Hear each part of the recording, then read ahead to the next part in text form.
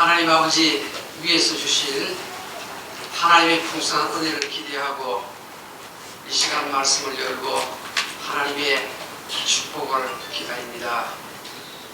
하나님 아버지, 오늘 말씀 듣고 더 예수님을 잘 따라가는 자 되게 해주시옵소서. 더 진실되고 더 충성하는 신자로 변화되는 한 시간 되게 해 주시옵소서. 예수님의 이름으로 기도하옵나이다. 아멘.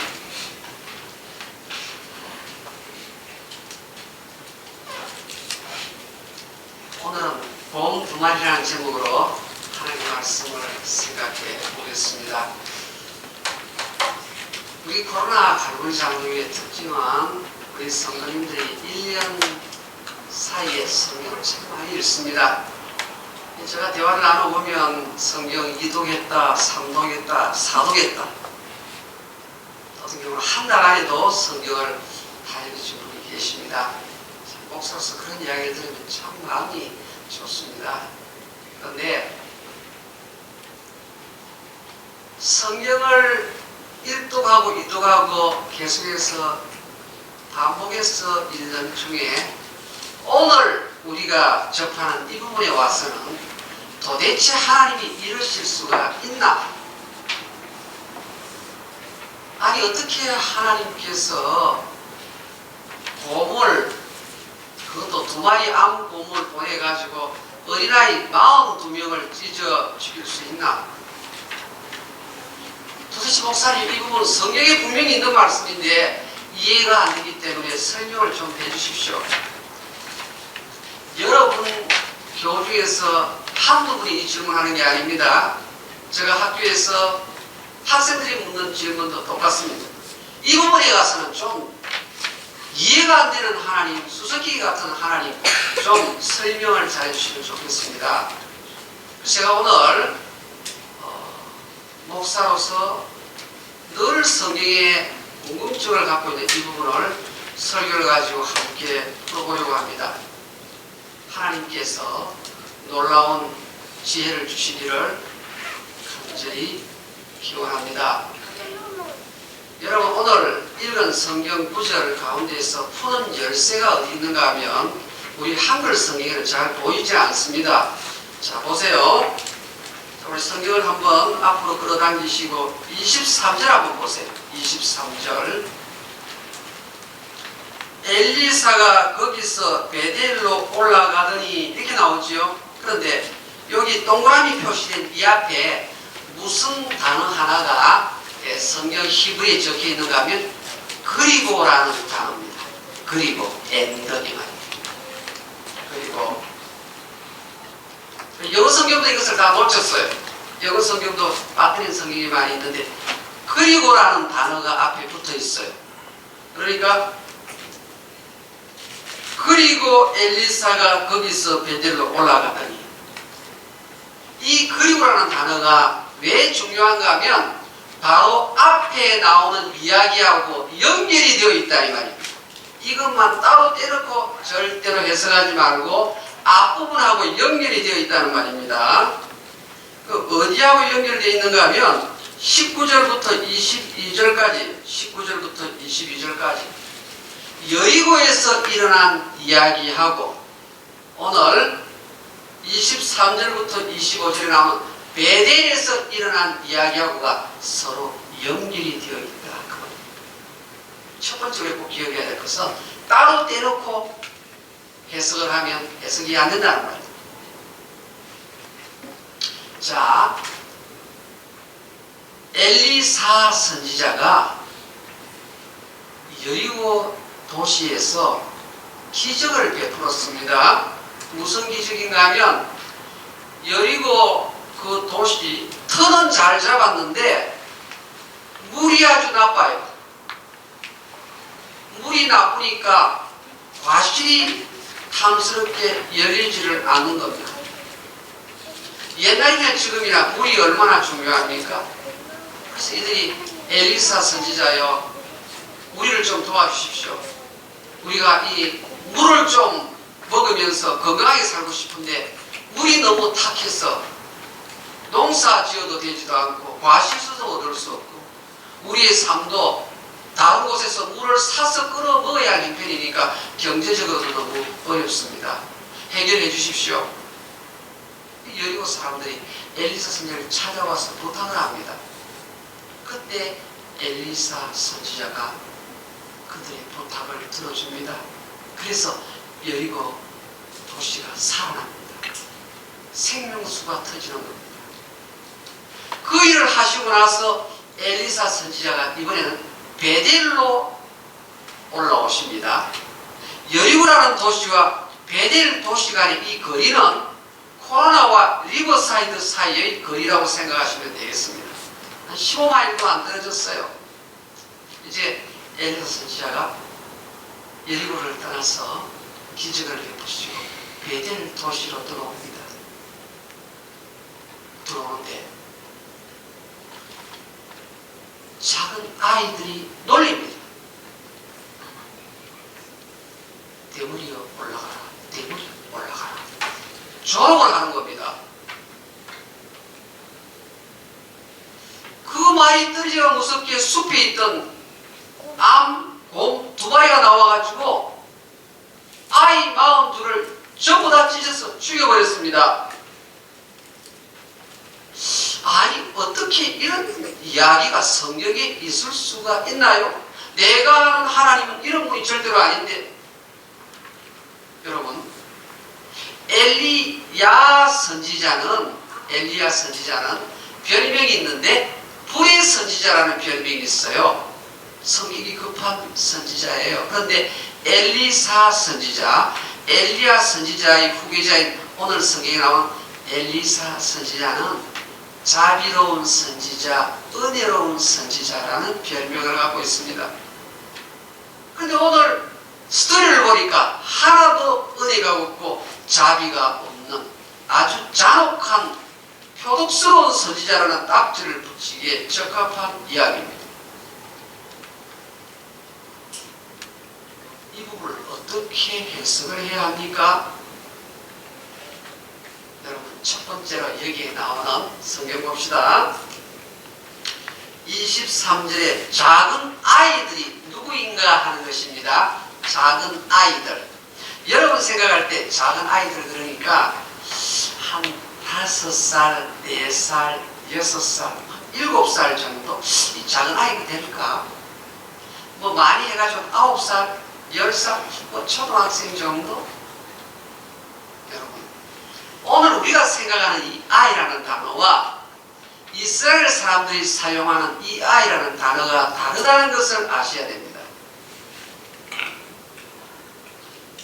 이스라엘에서 이 아이라는 단어는 여러분 창세기 22장이 무슨 내용이 나오는가 하면 아브라함이 100세에 얻은 아들 이삭을 모리아 땅의 산에서 번제로 제사 드리는 장면이 창세기 22장이에요. 그때 아브라함이 입에서 뭐라고 말하는가 하면 종들에게 뭐라고 말합니까? 나와 이 아이는 저 위에 산에 가서 제사 드리고 돌아오겠다. 그 이야기합니다. 이때 이삭의 나이가 장작을 짊어지고 나무를 짊어지고 번제에 쓸 기초 나무 덩어리를 짊어지고 아버지와 함께 산에 올라갔으니까 5살짜리가 지금 올라갔겠습니까? 아닙니다. 10대 후반입니다. 10대 후반. 16, 17, 18, 19까지 되는 나이가 바로 이삭의 나이. 그래서 성경은 아이라고 말합니다. 솔로몬이 이스라엘의 왕이 되었을 때 하나님, 내가 우리 아버지 다윗처럼 정치의 경험도 없는데 어떻게 이스라엘을 다스릴 수 있겠습니까? 하나님, 나에게 지혜를 주십시오. 1,000번째를 드리지 않습니까? 그때 솔로몬이 뭐라고 말하는가? 하나님이여, 나는 작은 아이입니다. 출입도 제대로 못하는데 어떻게 이 엄청난 이스라엘을 다스릴 수 있겠습니까? 솔로몬이 이때 나이가 20 20살이 넘었습니다. 20대 초반의 나이인데 열왕기상 3장에는 자기를 아이라고 말합니다. 그러니까 5살짜리, 4살짜리, 6살짜리 그런 아주 어린아이가 아니라는 말입니다. 다윗에게 쓰는 이 아이랍니다. 하나님께서 예레미야 선지자를 불러서 너가 앞으로 내 일을 좀 해야 되겠다. 선지자로서 일을 맡기실 때 예레미야가 주여 나는 작은 아이입니다. 예레미야 1장에 나옵니다. 이때 예레미야의 나이가 벌써 20살까지 육박했을 때 주님이 찾아오신 것입니다. 사랑하는 여러분, 일단 오늘 성경에 나오는 이 아이가 어린 아이가 아니라는 것은 성경을 통해서 분명히 밝혀졌습니다. 이 말은 어느 정도 뭡니까? 이치 사이 분별을 할 수 있는 나이예요.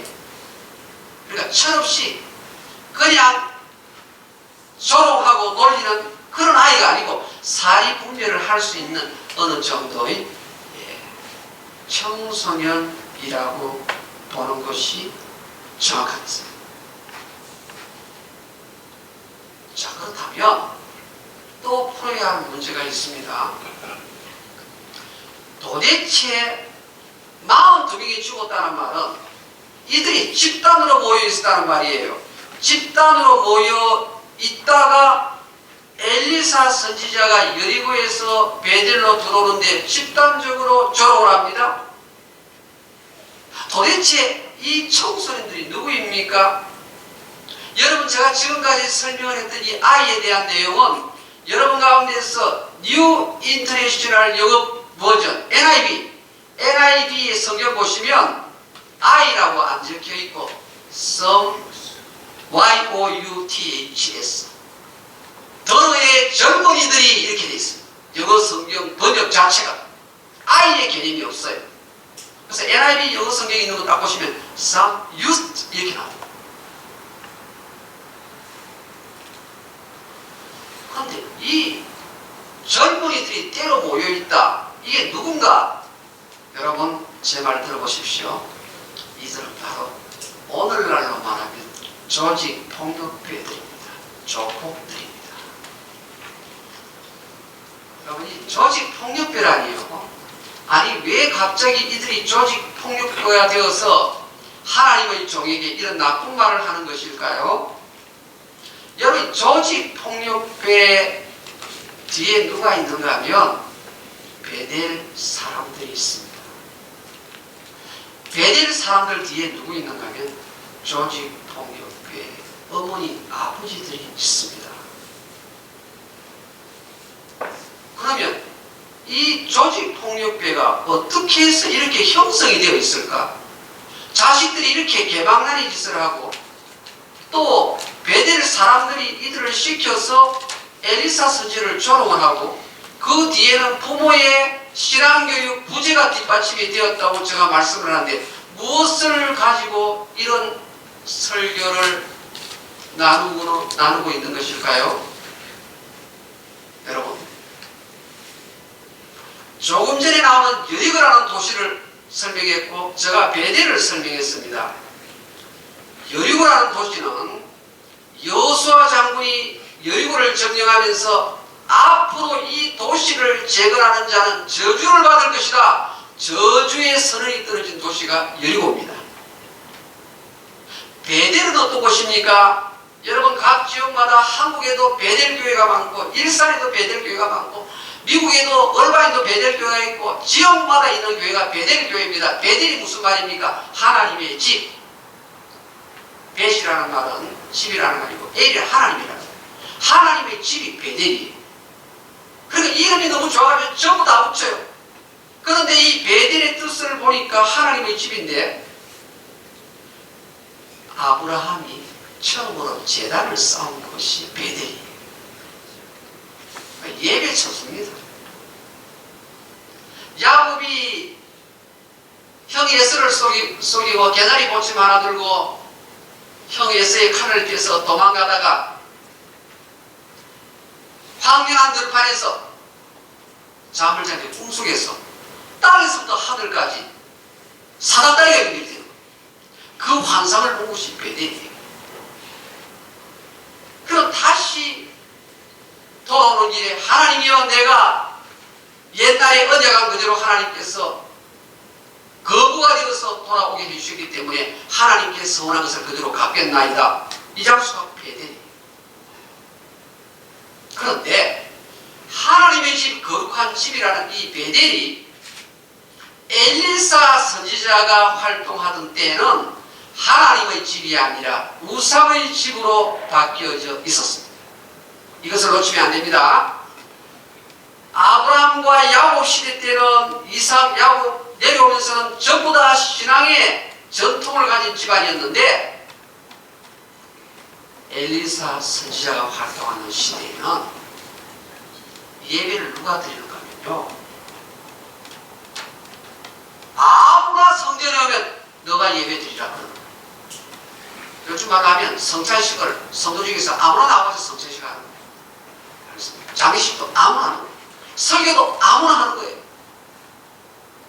일반 주민들을 불러가지고 레위 지파에 했던 그런 모든 사역을 부인했던 도시가 베델입니다. 저는 지금 여러분들이 성경을 자세히 읽어보셨다면 열왕기상 12장에나 나오는 내용을 설명하고 있습니다. 열왕기상 12장 28절부터 보시면 여로보암이라는 장군이 나중에 왕이 되죠. 그런데 가만히 놔두면 이스라엘 백성들이, 유다 백성들이 예루살렘에 모여서 제사를 드리게 될 것이다. 안 되겠다. 이 사람들이 예루살렘에 가지 못하도록 내가 베델에 다음에 금송아지 우상을 2개 세워가지고 이들을 신으로 섬기게 하면 예루살렘에 가지 않을 것이다. 그래서 금송아지 우상을 섬기도록 만들었어요.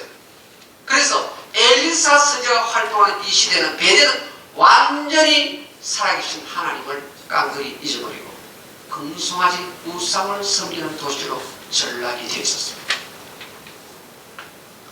그러니까 하나님을 안 믿고 선지자를 믿지를 않아요. 누가? 베델 도시의 사람들이. 그런데 엘리사 선지자가 자기 도시를 향해서 들어옵니다. 그러니까 베델 지역에 있던 제사장 무리와 베델 지역에 있던 사람들이 웬 쓸데없는 사람이 와가지고 또 우리를 미혹하려 하는가? 내가 알기로 저 사람의 스승이 엘리야인데 엘리야가 성천했다 그러는데 아마 성령의 바람을 타고 올라가다가 골짜기 어디 저기에 처박혀 있을 것이다. 시체를 찾아오더라. 근데 시체 못 찾았다고 합니다. 그 소문을 들은 거예요. 그러니까 안 믿는 거예요. 자, 엘리야 선지자가 들어옵니다. 여러분, 우리 성경에 보면 일단 이스라엘 사람들은 머리카락이 많은 사람을 미남의 기준으로 정했습니다. 그것은 성경이 보여주고 있는 그림이에요. 일단 머리에 숱이 많으면, 수염이 길면 그 사람은 유대인 가운데에서, 남자 가운데 미남으로 쳐요. 그런데 엘리야 선지자는 머리숱이 많았는데 엘리사 선지자는 머리카락 숱이 그렇게 많지를 못했어요. 성경이 그렇게 말합니다.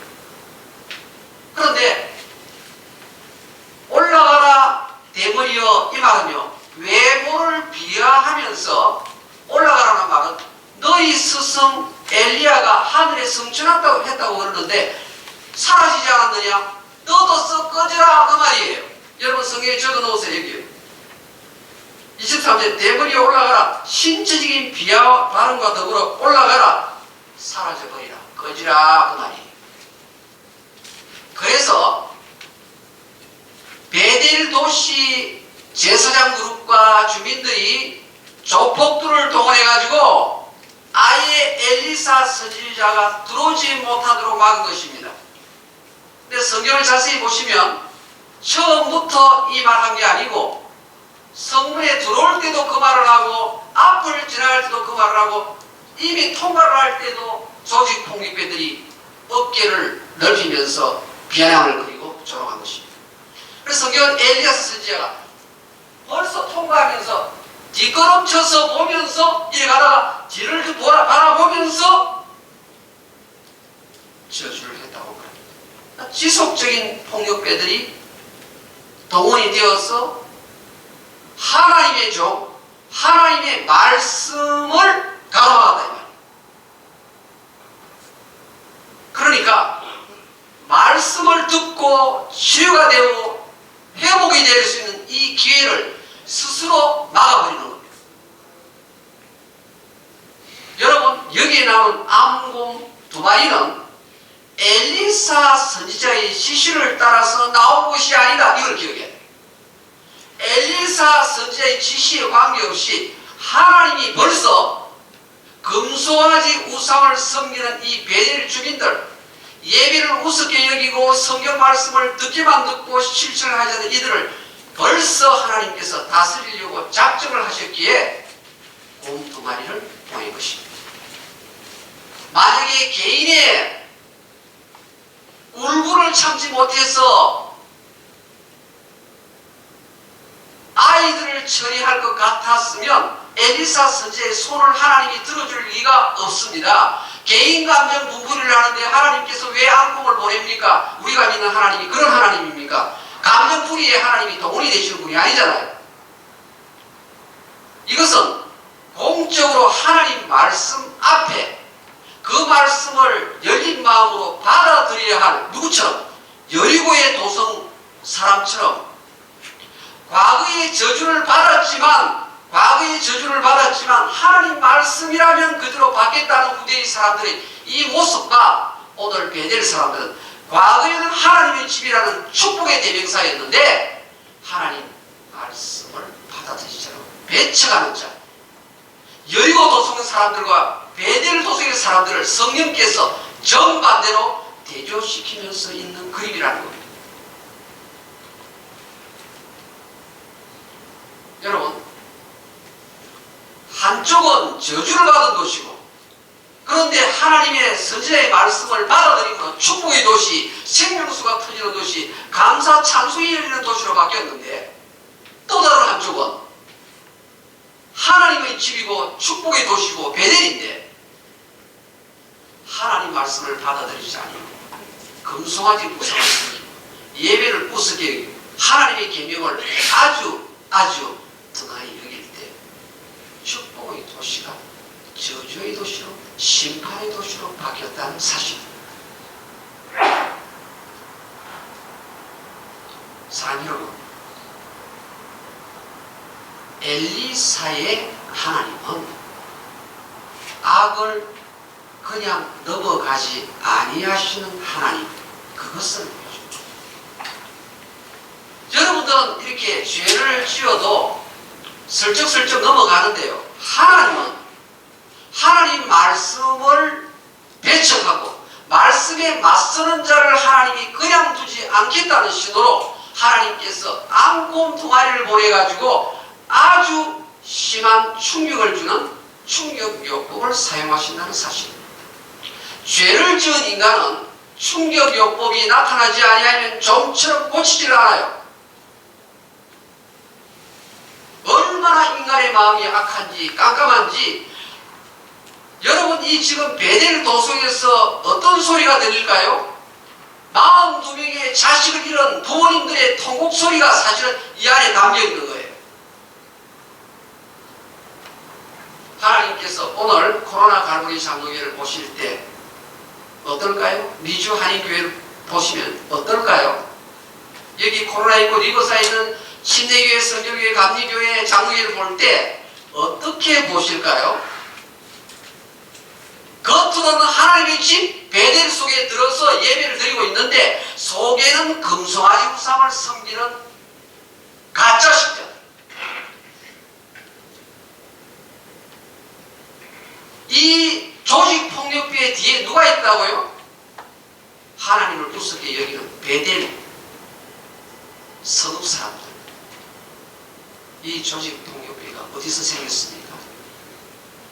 부모의 말씀대로 살지 아니하고 그대로 본을 보이지 아니했던 열매가 오늘 성경에 나오는 조직폭력의 무리라는 겁니다.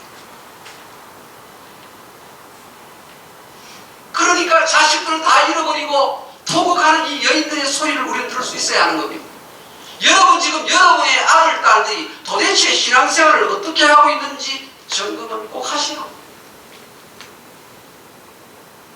그냥 불량배가 되고 그냥 조폭이 된 게 아니에요.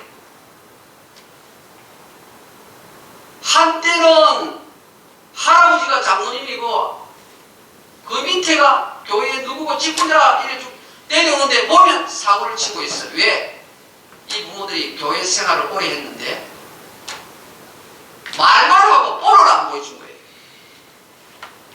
오늘 여기 나오는 대문이 올라가라 이 말은 조폭이 지어낸 말이 아니라 사실은 부모들이 집에서 벌써 평상시에 농담조로 하는 말을 이 아이들이 받아서 한다 이 말입니다. 여러분, 여리고는 저주의 도시였는데 여호사가 있죠. 만약에 성읍을 제대로 나눠져 있으면 장남이 죽을 것이다. 만약에 성에 문짝을 나눠져 있으면 막내가 죽을 것이다. 여호수아가 저주를 선포한 도시가 여리고예요. 그런데 하나님 말씀을 좋아하고 말씀을 받아들이고 성경대로 살겠다고 다짐하니까 이 저주가 축복의 내용으로 바뀌어졌어요. 저주의 도시가 축복의 도시로 바뀌어졌어요. 그런데 이 베델은 왕년에 우리 집안이 어떤 집안이고 왕년에 이래가지고 신앙의 전통을 자랑하는 집안인데 막상 뚜껑을 열어보니까 생명도 사라지고 하나님의 심판과 하나님의 저주만 이 많은 도시가 됐다. 여러분, 저는 이 부분을 성경에 읽다가 사도 바울이 여기에 대해서 정확하게 설명하는 한 구절을 찾아냈어요. 로마서 11장. 저와 함께 성경을 찾아보겠습니다. 다 같이. 로마서 11장.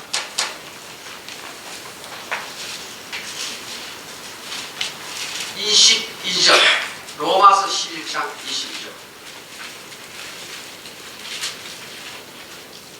로마서 11장 22절 255페이지입니다. 제가 읽어드립니다. 그러므로 하나님의 인자하심과 준엄하심을 보라. 인자하심과 준엄하심의 동그라미를 했어요. 인자하심 위에다가 여리고 도시라 쓰시고 준엄하심 위에다가 베델이라고 쓰세요. 우리는 보통 하나님을 사랑이 많으신 하나님 이분만 생각하는 거예요. 그런데 하나님은 인자하신 분이시면서 동시에 준엄하신 하나님입니다. 말씀을 받아들이는 자는 과거에 아무리 내가 실수하고 과거에 내가 아무리 부족함이 있다 할지라도 말씀대로 실천하는 그 순간부터 어떻게 해요? 저주가 축복으로 바뀐다는 사실. 아, 하나님의 저주가 영원한 것이 아니구나.